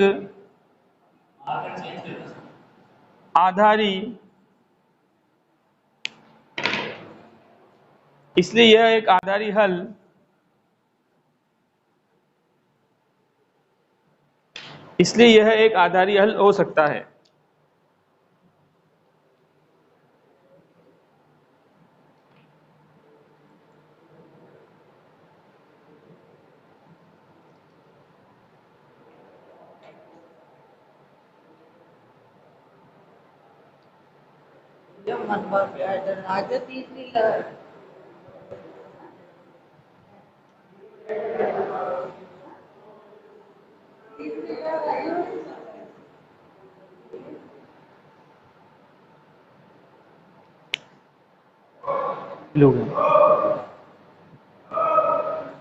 इसलिए यह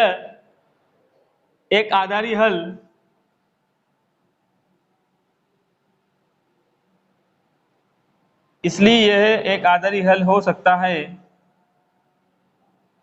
ठीक है, इसलिए यह एक आधारी हल हो सकता है। ठीक है, अब जो अशून्य वाले नहीं हैं, जैसे ये तो शून्य आ गया, तो शून्य वाला कौन सा है अपने पास, x2 बराबर 0। जो अशून्य है उनको मान के चलेंगे x1 x3 और x4 को। x1 x3 और x4 को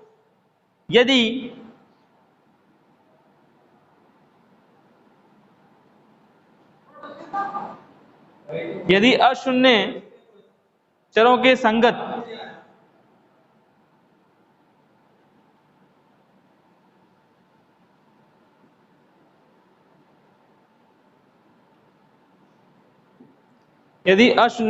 संगत गुणांक सदिश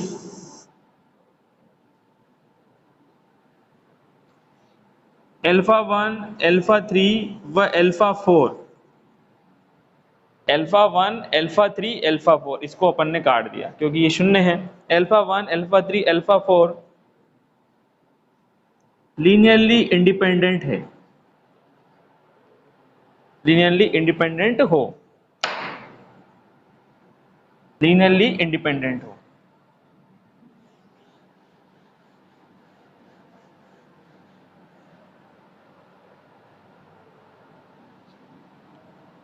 माना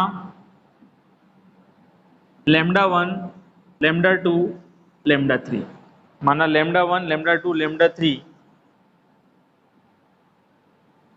ऐसी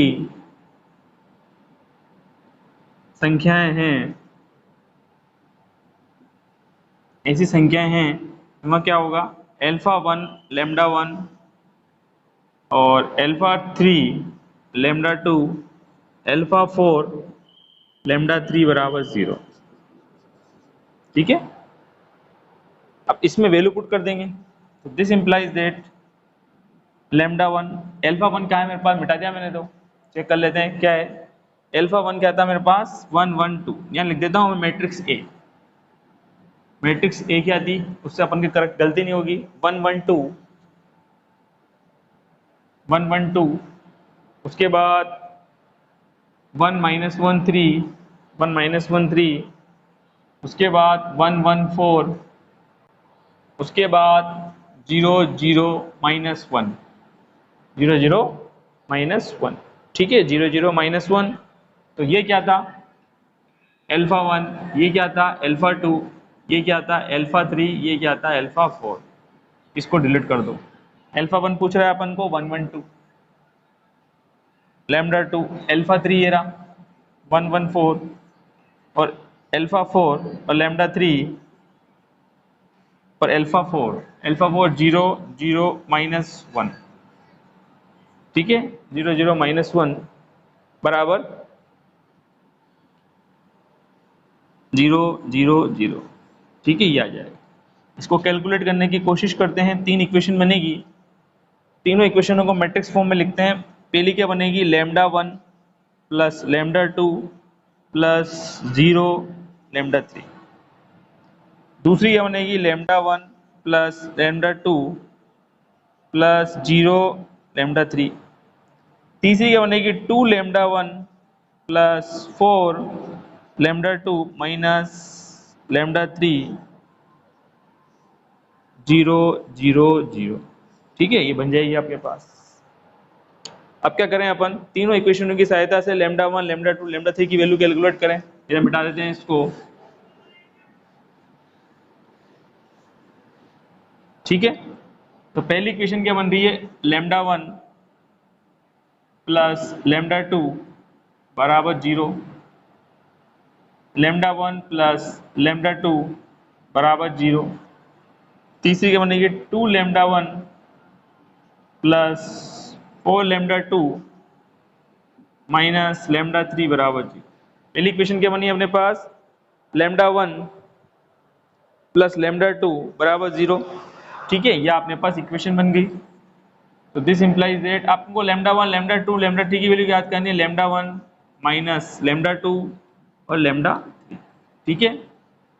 कितना आया, इसको करेंगे अपन, 3 इक्वेशन ली अपन ने, तो लैम्डा 1 की वैल्यू याद करनी है। तो लैम्डा 1 की वैल्यू याद करनी है, लैम्डा 1 की वैल्यू याद करनी है। तो लैम्डा 1 के लिए ये इक्वेशन और ये इक्वेशन कितना होगा, तो -2, तो कितना हो जाएगा, 2 हो जाएगा। तो this implies that lambda 1 -1 lambda 2 1 और लैम्डा 3 2, ठीक है। तो लैम्डा 1 लैम्डा 2 लैम्डा 3 की वैल्यू आ गई जो 1 है, ठीक है। दिस इंप्लाइज दैट लैम्डा 1 बराबर -1 लैम्डा 2 बराबर 1 व लैम्डा 3 बराबर 2। लैम्डा 3 बराबर कितना आ जाएगा आपके 2 लेने पर इसको डबल स्टार लगा दो, लैम्डा 1 लैम्डा 2 और लैम्डा 3 लेने पर जो आपका रिजल्ट फर्स्ट है वो क्या होगा, ट्रू हो जाएगा। 1 लेंगे, ठीक है, लेने पर लैम्डा 1 लैम्डा 2 लैम्डा 3, लैम्डा 1 बराबर -1 लैम्डा 2 बराबर 1 और लैम्डा 3 बराबर 2 लेने पर रिलेशन डबल स्टार क्या होगा, ट्रू होगा, सत्य होगा।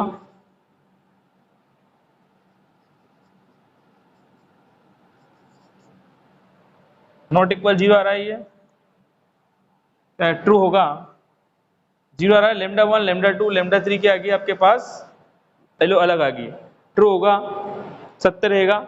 इसलिए इसलिए हम बोल सकते हैं कि इसलिए हम बोल सकते हैं कि लैम्डा इसलिए हम बोल सकते हैं कि इसलिए अल्फा 1 अल्फा 3 व अल्फा 4 लीनियरली इंडिपेंडेंट नहीं है। क्यों, लीनियरली इंडिपेंडेंट के लिए क्या होता है कि लैम्डा की वैल्यू क्या होती है, 0 होती है, जो कि 0 नहीं आई यहाँ पर। इसलिए alpha 1 alpha 2 alpha 3 linearly independent नहीं है, लीनियरली इंडिपेंडेंट नहीं है। अतः दिया गया सुसंगत हल, अतः दिया गया सुसंगत हल, अतः दिया गया सुसंगत हल आधारी हल नहीं। तो इंपॉर्टेंट सवाल था, आधारी हल, इसका आंसर आ गया, ठीक है ना, यही सिद्ध करना था आपको। नेक्स्ट होता है प्रॉब्लम, अब एग्जांपल नंबर 3 देखते हैं इसके अंदर, ठीक है, इसमें काफी टाइम लगेगा। तो इसको अपन नेक्स्ट क्लास में करेंगे।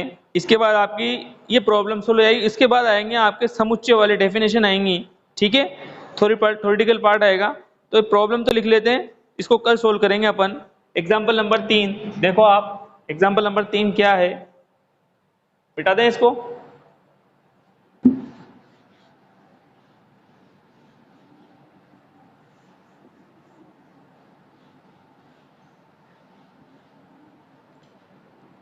एग्जाम्पल नंबर 3 ये भी अच्छा सवाल है। एग्जाम्पल नंबर 3 क्या है, निम्न एलपीपी का इष्टतम हल, ऑप्टिमल सॉल्यूशन। निम्न एलपीपी का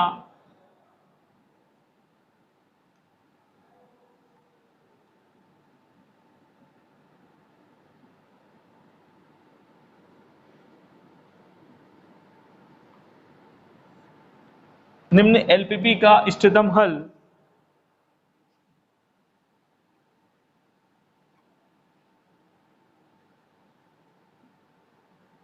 ऑप्टिमल सॉल्यूशन इसके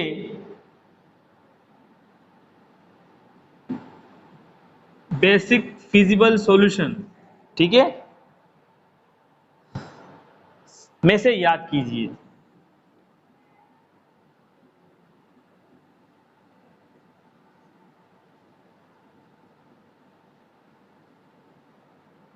क्या दे रखी है आपको, मैक्सिमम अधिकतम क्या दे रखा है,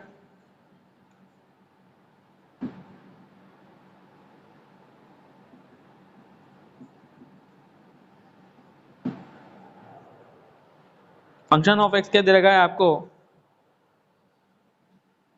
इसको जेड से रिप्रेजेंट करते हैं, या फंक्शन ऑफ एक्स दे रखा है बराबर 2x1 plus 3x2 plus 4x3 plus 7x4। प्रतिबंध क्या दे रखा है आपको,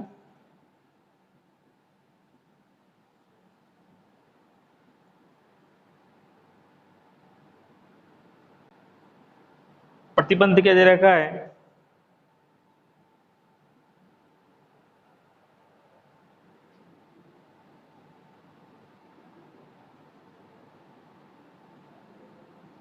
to x1 plus 3x2 minus x3 plus 4x4 बराबर 8 x1 माइनस 2x2 6x3, नहीं अपन ने लिखा 2x1 plus 3x2 minus x3 plus 4x4 बराबर 8, x1 minus 2x2, x1 minus 2x2 plus 6x3 plus नहीं माइनस 7x4 माइनस 3, ठीक है। और इसका ऋणोत्तर प्रतिबंध दे रखे हैं x1 greater than 0, x2 greater than 0, x3 greater than 0 और x4 ग्रेटर देन 0। यह आपको प्रॉब्लम दे रखी। अब इससे बेसिक फिजिबल सॉल्यूशन ज्ञात करना है अपन को। तो बेसिक फिजिबल सॉल्यूशन ज्ञात करने के लिए तो इसमें एक रिलेशन बनाना पड़ेगा, वही b1 b2 b3 b4 b5 निकालने पड़ेंगे, ठीक है। थोड़ा लंबा सवाल है, ये थ्योरेटिकल सवाल है, इसको अपन कल वाली क्लास में करेंगे। तो आप प्रॉब्लम देख लो, उतार लो, इसको चेक कर लेते हैं। ये दे रखा है इसमें, निम्न एलपीपी का इष्टतम हल इसके बेसिक फिजिबल सॉल्यूशन में से ज्ञात कीजिए। ये गिवन है अपन को, इसकी सहायता से अपन को क्या करना है, इसका हल ज्ञात करना है, इसका ऑप्टिमल सॉल्यूशन, ठीक है।